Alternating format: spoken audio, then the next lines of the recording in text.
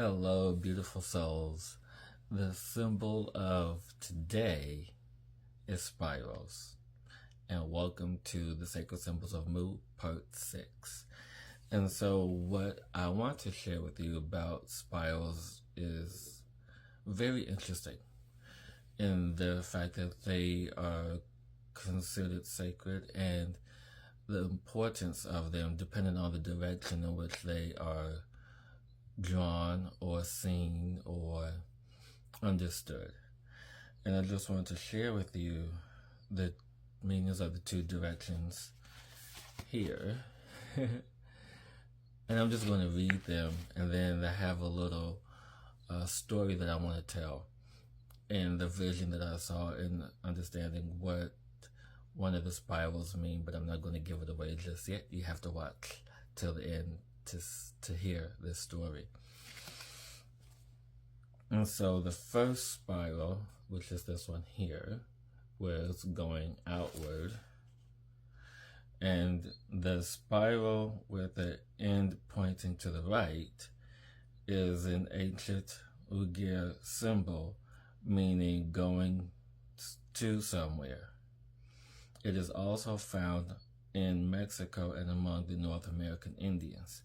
So as you can see, there was very important about this, and I know in the video it's going to look like it's going from the opposite direction, but it's actually going from east to west. When you draw it from the inside out, it's going east to west, which is typical of most Mu symbols or other symbols that depict direction, especially when it comes to the four primary forces, the four elements, the cardinal points, the directions of nature.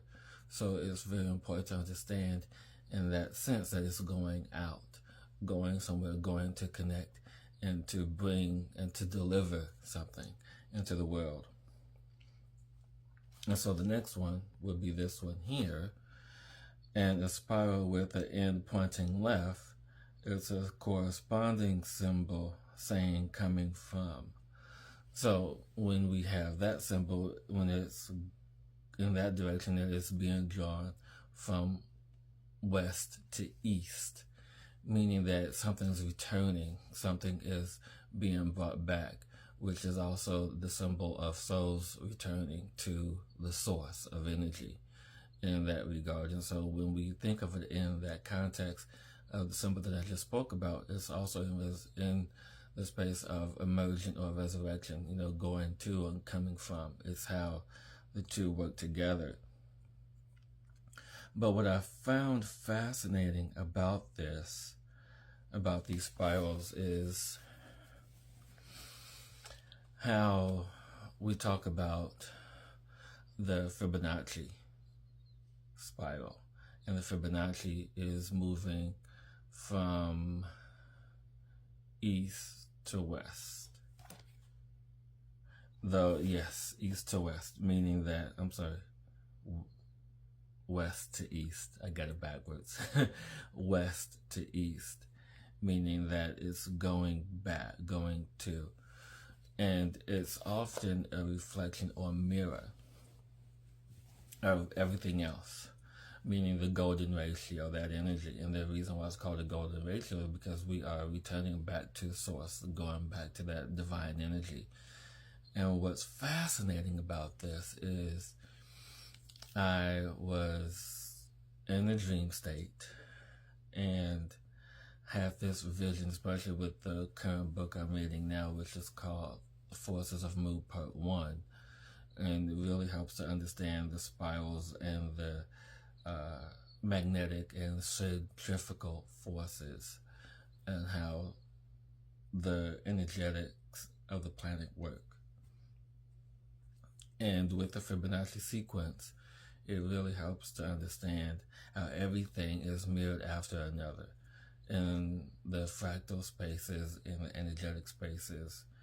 And one of the things that I was guided to was really helping to understand how the universe is a big mirror unto itself. meaning that everything that our central sun does and how it moves, because of the magnetic forces that travel throughout the universe, is affected our suns. And then that magnetic force is also affected upon the planets, meaning that we have to mirror everything that our sun does in terms of movement, motion, etc. And then I had an even more deeper thought, more profound thought, is that we are the mimic of our planet and everything that our planet has. And I'm sure you know this isn't news, but it's just in the whole thought process of the layers of the sun, layers of the earth, and the layers of us. And so when you think of the planet has the upper crust, the outer atmosphere. So the outer atmosphere is our auric field. You know, things that we know is there but we can't see, the energetic forces around us that we can't see. And so when we have that, we feel that space, you know, when someone's in our space, or we feel when someone's near us. And then we have what is the upper crust of the earth, which is our skin. And, you know, this is more tangible, something more elegant, something in the space that we know because our nervous system, our cells tell us someone's touching us, okay? And then we move even deeper into the circulatory system, and the meridian system, which is where the water and energy flows within our body, just like the rivers, just like the lakes, the streams, is the elemental energy. So in essence, we are a mimic of that space on the elemental level. And then we move deeper into the organs, where our heart produces the magnetic field, just like the core of the earth. It radiates this magnetic torus around us, which moves into our auric field, which is part of that. So it's part of those unseen energies, just like our auric field, our chakras, all of that. So it's all working in cohesion with the other forces that we hold. And even when we think of ourselves on a level of organs, heart is the core, the magnetic field.